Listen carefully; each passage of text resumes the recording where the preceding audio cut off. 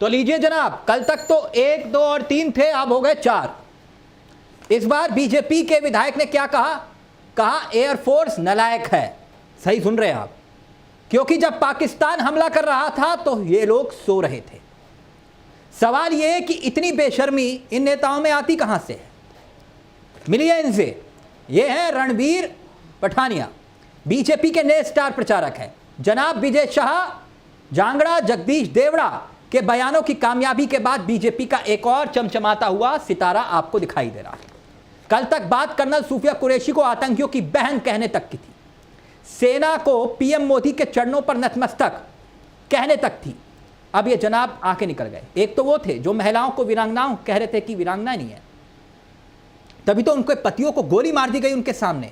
अब इन्होंने तो सारी सीमाएं लांघ दी, जिनका बयान वायरल हो रहा है, जिसमें ये देश की एयरफोर्स को नालायक कहते हुए सुनाई दे रहे हैं। सुनिए जरा, फिर इसके बाद ये बताएंगे आपको कि ये जनाब है कौन, कहां से विधायक हैं और ये शर्मनाक बयान एक के बाद एक बीजेपी नेताओं के क्यों आ रहे हैं। पहले सुनिए ये जनाब क्या कुछ कह रहे हैं। ऑपरेशन सिंदूर के दौरान सबके ध्यान में एयरफोर्स स्टेशन में क्या हुआ? नालायकी होगी इनकी, सोए होंगे ये लोग, हमारा तो कोई कसूर नहीं है। हम लोगों ने तो अपने पलकों में बिठा के इनको यहां बिठा। दोस्तों, ये है जम्मू कश्मीर के उधमपुर से बीजेपी के विधायक रणबीर सिंह, जिनका भारतीय सेना पर दिया गया बयान सोशल मीडिया पर इस कदर वायरल हो रहा है। वीडियो में दावा यह कि विधायक रणबीर सिंह ऑपरेशन सिंदूर पर सवाल खड़े करने के साथ भारतीय सेना का अपमान तक कर रहे हैं। मगर दोस्तों, सवाल मेरा आपसे है कि आखिरकार इतनी हिम्मत और इतनी बेशर्मी इन नेताओं में आ कहां से रही है? क्योंकि यह पहली बार नहीं है जब भाजपाई नेता मोदी जी की शान में कसीदे गढ़ते गढ़ते सेना के अपमान तक पर आ जाते हैं।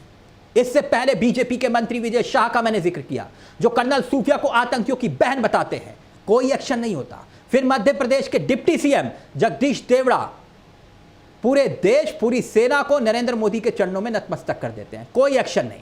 फिर बीजेपी के सांसद रामचंद्र जांगड़ा कहते हैं महिलाएं वीरांगनाएं नहीं थी वहां, इसीलिए उनके पतियों को गोली मार दी गई उनके सामने। यानी बीजेपी नेताओं की यह फहरिस्त अंतहीन है, थमने का नाम नहीं ले रही। और अब आ गए ये रणबीर पठानिया, बोल रहे हैं ऑपरेशन सिंदूर के दौरान सबके ध्यान में है कि एयरफोर्स स्टेशन में क्या हुआ। नालायकी होगी इनकी, सोए हुए होंगे ये लोग, हमारा क्या कसूर है, हमने तो इनको अपनी पलकों पर बिठाए रखा। सोचिए, सेना के बारे में कोई ऐसा बोल भी कैसे सकता है? मगर यकीन मानिए, जैसे विजय शाह पर कोई एक्शन नहीं हुआ, देवड़ा पर कोई एक्शन नहीं हुआ, जांगड़ा पर कुछ नहीं कहा गया, वैसे ही रणबीर भी इसी तरह गुड बुक में आएंगे बीजेपी की। कांग्रेस कह रही है कि इनका इस्तीफा लो, बर्खास्तगी करो। शायद कांग्रेस मजाक कर रही है। सुनिए जरा कांग्रेसी नेता क्या कुछ कह रहे हैं और फिर बताऊंगा कि पर्दे के पीछे कहानी क्या है। और आज एक वाकया हुआ जिसका जिक्र करना मैं समझती हूं कि बहुत जरूरी है। ऊधमपुर में भाजपा के विधायक हैं आरएस पठानिया। मतलब इतना अपमान वर्दी का, सिंदूर का, सियासत ऑपरेशन सिंदूर पर काफी नहीं थी, पूर्ण विराम नहीं लगेगा, ये बोलते जाएंगे, भाजपा के नेता बोलते जाएंगे। तो ये आरएस पठानिया जी आते हैं और मीडिया को संबोधित करते हैं और कहते हैं कि वायुसेना नालायक है। इसलिए नालायक है कि ऊधमपुर एयरबेस पर जब पाकिस्तान हमला कर रहा था तो वायुसेना सो रही थी और अपनी नालायकी में वो हमला हो जाने दिया। बाकायदा मीडिया से बोलते हैं और कहते हैं, धमकी देते हैं वायुसेना को कि वायुसेना के खिलाफ प्रदर्शन किया जाएगा कि ऐसा कैसे हो गया कि आपकी नालायकी में तो यहां ऊधमपुर एयरबेस पर इतनी घटना घट गई। मोदी जी चुप हैं, मोदी जी को सांप सूंघ गया है, मोदी जी के मुंह में दही जमा हुआ है, मोदी जी के मुंह पर ताला लगा हुआ है। तो अगर सेना के नाम पर वोट बटोरना है तो वो पुलवामा हो या पहलगांव, शहीदों के नाम पर वोट मांगे जाएंगे, सियासत होगी, चेहरे चमकाए जाएंगे, पूजा की जाएगी सेना की। और जब नहीं जरूरत है तो ठेंगे पे रखा जाएगा, अपमान किया जाएगा। और वो देवड़ा जी को नहीं भूल सकते, उन्होंने तो कह दिया पूरा देश, पूरी सेना मोदी जी के चरणों में नतमस्तक है। मोदी जी तो और खुश हो गए होंगे, चलो ठीक है अभी कुछ नहीं बोलूंगा, 2-4 लोग और ऐसे ही मेरे बारे में बोले। बहुत गंभीर मुद्दा है ये, और इसीलिए मीडिया के साथी तो दिखाएंगे ही। मैं मुखातिब होना चाहती हूं इस देश की महिलाओं से, अपनी बहनों से, माओं से, नारी शक्ति से। और मैं कहना चाहती हूं कि भारतीय जनता पार्टी और संघ के कार्यकर्ता, मोदी जी के नुमाइंदे जब आपके घर में आए वो मोदी जी की फोटो लगा हुआ सिंदूर देने के लिए, तो आप जरूर पूछिएगा उनसे कि किसकी चूक के कारण पहलगांव में इतनी महिलाओं की मांग सूनी हुई। कौन व्यक्ति है वो, उसका नाम उजागर क्यों नहीं हुआ, उसका इस्तीफा अभी तक क्यों नहीं लिया गया, पहले ये बताइए मोदी जी। आप जरूर पूछिए कि पाकिस्तान की सेना को पूर्व जानकारी और चेतावनी देने के कारण जो हमारा नुकसान हुआ, वायुसेना का नुकसान हुआ, देश का नुकसान हुआ, सेना का मनोबल टूटा, उसके लिए कौन जिम्मेदार है, उस व्यक्ति का इस्तीफा लीजिए मोदी जी।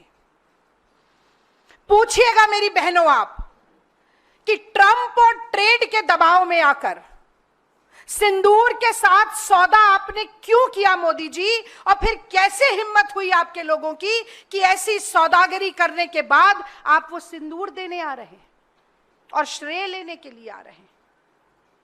सेना की वर्दी और मांग के सिंदूर का इस्तेमाल सियासी फायदे के लिए आप क्यों कर रहे हैं मोदी जी? मेरी बहनों, ये सवाल जरूर पूछना। मुझे नहीं लगता है कि इस सवाल का जवाब मिलेगा, पर ये पूछना जरूर। सवाल का जवाब नहीं मिलेगा क्योंकि एक चुटकी सिंदूर की कीमत आप नहीं जानते नरेंद्र बाबू, आप नहीं जानते नरेंद्र बाबू। अब सवाल यह कि एक के बाद एक बयान ये आ क्यों रहे हैं, आपने कभी सोचा? प्रमाण देता हूं दोस्तों इसका। अब कुछ पोस्टर एक एक करके आपकी स्क्रीन पर होंगे। बिहार का ये पोस्टर देखिए, मोदी जी का रोड शो, और हर बार की तरह रोड शो से पहले पोस्टर लगते हैं और पोस्टर ऑपरेशन सिंदूर को लेकर रखते हैं। सिंदूर की ललकार, सेना की जय जयकार, भारत के यशस्वी प्रधानमंत्री श्री नरेंद्र मोदी जी का हार्दिक अभिनंदन एवं स्वागत। सोचिए दोस्तों, सिंदूर का जिक्र है लेकिन सेना का कोई जिक्र नहीं, सेना के किसी अधिकारी का जिक्र नहीं। यहां पर लिखा है पोस्टर में सेना की जय जयकार, लेकिन चेहरा है देश के प्रधानमंत्री मोदी जी का। अब दोस्तों होता क्या है, कई बार किसी चीज की अति होती है तो बैकफायर होता है। देखिए, ट्रेन की टिकट पर ऑपरेशन सिंदूर के साथ मोदी जी की फोटो, तमाम बड़े बड़े होर्डिंग्स में, पोस्टर में, बैनर में, हर पेट्रोल पंप पर, हर जिले पर, हर प्रांत पर, हर नुक्कड़ पर, हर गली पर, हर मोहल्ले पर बड़े बड़े होर्डिंग्स, और सिर्फ ऑपरेशन सिंदूर की कामयाबी के किस्सों के साथ पीएम मोदी की फोटो, और वो भी सेना की वर्दी में। वैसे सेना में कभी किसी बटालियन में नहीं गए, सरहद पर कोई रक्षा करते हुए, लेकिन हाँ, फोटो सेना की वर्दी में पीएम मोदी की इन दिनों हर चौक चौराहे पर और आपके व्हाट्सएप ग्रुप पर बीजेपी नेता भेज रहे होंगे, मुझे पूरी उम्मीद है। अब बात होर्डिंग्स तक थी, लेकिन अब सब कुछ सामान्य नहीं है। कहीं आपने विंग कमांडर विमिका सिंह की तस्वीर देखी? नहीं ना। कर्नल सूफिया कुरैशी की तस्वीर देखी? नहीं ना। इन पोस्टर में कहीं आपने हमारी जल, थल, वायु सेना के चीफ उनकी फोटो देखी? नहीं ना। सिर्फ नरेंद्र मोदी जी की फोटो। बात यहीं खत्म नहीं है, अब तो आपके घर में सिंदूर पहुंचने वाला है, घर घर सिंदूर। दोस्तों, ऑपरेशन सिंदूर उसका एक अलग फीलिंग थी। औरतों की मांग का सिंदूर छीन लिया गया था आतंकियों के द्वारा। यानी जो खुलेआम पॉलिटिक्स हो रही है, कहीं ऐसा तो नहीं है कि यही पॉलिटिक्स बीजेपी के लिए अब उल्टी पड़ती हुई दिखाई दे रही है, और उन्हीं के नेता इस कदर बयान दे रहे हैं एक के बाद एक, और जनता समझ रही है। दोस्तों, देश भर में बीजेपी कार्यक्रम चला रही है, घर घर सिंदूर भिजवाएगी। जैसे कि आप जानते हैं, प्रधानमंत्री नरेंद्र मोदी इन दिनों फुल फॉर्म में है, रोज रैली पर रैली कर रहे हैं, रोड शो पर रोड शो कर रहे हैं। ऑपरेशन सिंदूर का राजनीतिकरण इस हद तक हो चुका है कि घर घर तक सिंदूर पहुंचाने की तैयारी हो रही है, ताकि बीजेपी आरएसएस के लोग सिंदूर को लेकर जब आपके घर पहुंचेंगे तो सवाल वो गुम हो जाएगा कि चूक पहलगाम में, इतनी बड़ी चूक जिससे महिलाओं की मांग सूनी हुई, उसका जिम्मेदार कौन है? क्या उस शख्स ने इस्तीफा दिया? सिंदूर की आड़ में सवाल गुम हो जाएगा कि ऑपरेशन से पहले पाकिस्तान को सूचना चेतावनी देने के बाद हमें जो नुकसान हुआ उसका जिम्मेदार कौन है? उसका इस्तीफा हुआ। ताकि यह सवाल दोस्तों गुम हो जाए कि ट्रंप और ट्रेड के दबाव में क्या सिंदूर का सौदा तो नहीं हुआ, और यह सवाल पूछेगा कौन और क्यों कि सेना की वर्दी और मांग के सिंदूर का इस्तेमाल क्या देश के प्रधानमंत्री कर रहे हैं। लेकिन सवाल अगर होगा भी तो इसका जवाब नहीं मिलेगा। कहने वाले तो ये तक कह रहे हैं कि जिस डिब्बे में सिंदूर आएगा आपके घर में उस पर पीएम मोदी की फोटो चिपकी होगी, क्योंकि कोरोना के सर्टिफिकेट में आप देख चुके हैं मोदी जी की फोटो, रेल के टिकट पर मोदी जी की फोटो, सेना के परिवार से फूल बरसवाने का किस्सा मोदी जी के ऊपर, तो सिंदूर के डिब्बे पर मोदी जी की फोटो क्यों नहीं?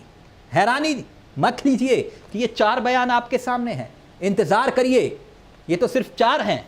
यहां विजय शाह हैं, देवड़ा हैं, जांगड़ा हैं और अब ये नए आए हैं बीजेपी के विधायक रणबीर सिंह पठानिया, जो कहते हैं एयरफोर्स नालायक है। इनका बयान वायरल हो रहा है। कितनी सच्चाई है?